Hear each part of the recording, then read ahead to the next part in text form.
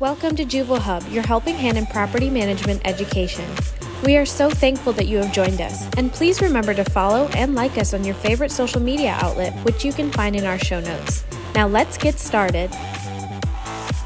Hello, everyone, and welcome to the Juvo Hub podcast, your helping hand in property management. I'm your host, Jonathan Sarr, and today I am joined by David Lorenzen, the Senior Vice President of Recruiting at South Coast Partners. It's going to be an awesome discussion today. David is here to talk about one of my favorite subjects, just because of the amount of detail that is needed when you're talking about your resume and how you present yourself to a future employer. So David is going to help us out with all the details, all of his experience. So David, welcome to the show. Nice to have you with us.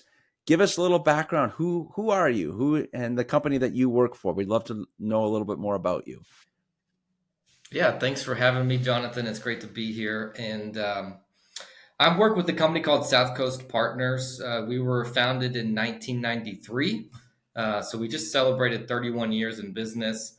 And since the founding, we have focused on executive, direct hire type recruiting nationwide, specifically in the real estate industry. So we've worked in all different product types within the real estate industry. Most of our clients at the moment are multifamily apartment and single family rental and home builders, but owners, managers, developers, and general contractors. That's an amazing legacy. That's awesome, commendable. Kudos to you and the team there. And something, just thinking, as you and I were talking before we just started recording, our industry, it's a major pain point. Just being able to find the right people, have the right fit, and so on.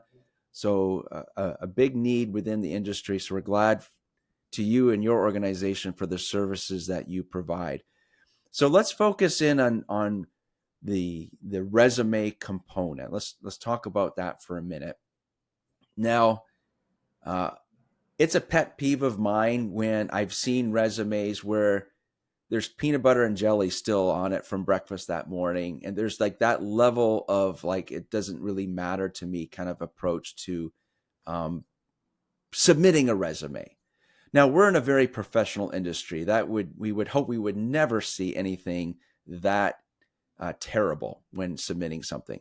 But from your perspective, why is detail so important when it comes to the percentage of possibility that you're going to get hired? And if you don't provide that level of detail, what could be the consequences? Well, your resume is a lot of the times your first impression to a future employer or hiring manager. So if there's not that level of detail on the resume, then it takes away from your credibility as a property manager or whatever your role is or marketer. It takes away from your credibility as a professional, honestly. So having that level of detail is very important because it is a competitive environment for these opportunities, especially now more so than in the last 5 years with the change in economic environment. Okay, love it. Thanks for opening it up helping open up that topic for us. So there's a saying, how you do some things is how you do everything. So this applies, of course, to the quality of a resume. So how does it apply? Why is it believed to reflect on an individual's overall approach to work? So I need to fill a position, and I look at two different resumes. In one, the quality just sticks out. So let's walk down that journey. How does it reflect on the outcome? Well, many positions, have a written component to communication. And so how you communicate on your resume could Linda, how you do reports in your profession, how you do, you know, communication with investors or team members, emails. Everybody communicates through written communication at some Mhm. point in their job.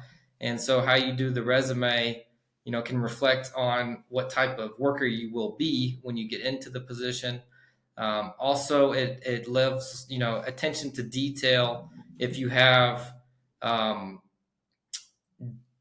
incorrect verb tenses, like on, if you say, for instance, if you're talking about a past job that you're no longer in, but you have present tense verbs on that section describing that job, then you're not doing that job now, so it should be in the past tense. Little things like that, punctuation, grammar, all of those things are red flags to future employers. Interesting. Uh, that's music to my wife's ears.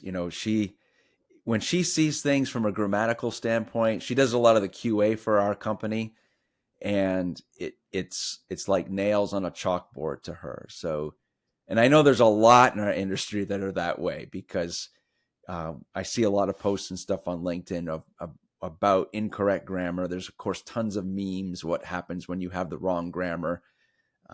So I love that point.